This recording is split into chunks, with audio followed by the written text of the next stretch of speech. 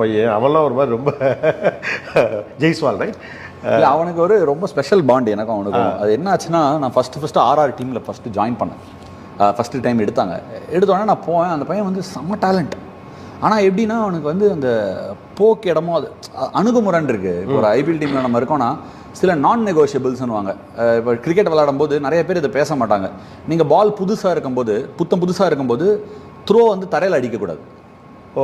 அது ஃபுல். அப்போ தான் பால் ஸ்விங் ஆகும். 2 பால் ஸ்விங் ஆச்சுன்னா கூட 2020 மேட்ச்சில் ரொம்ப பெரிய. அந்த மாதிரி விஷயங்கள்லாம் நிறைய தெரியாமல் இன்னைக்கு கிரிக்கெட்டர்ஸ் வராங்க.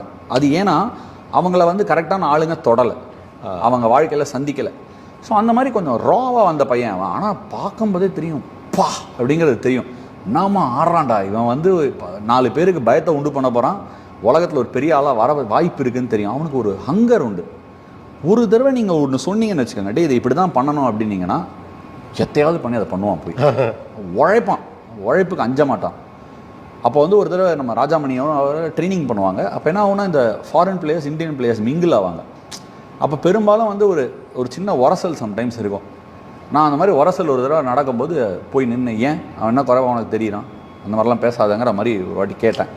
அதுக்கப்புறமா கூடவே போயிட்டு நிற்கிறது, அவனுக்கு இது பண்ண தப்பு பண்ண சொல்கிறது, அந்த மாதிரி சொன்னால் அவனுக்கு ஒரு சடனாக அவனுக்கு ஒரு அழுகை வந்துருச்சு. அதை பார்க்கும்போது நமக்கு கொஞ்சம் கஷ்டமாக இருந்தது. என்னடா இது சின்ன குழந்தை மாதிரி அழறானே அப்படின்னு ஒரு சின்ன இது.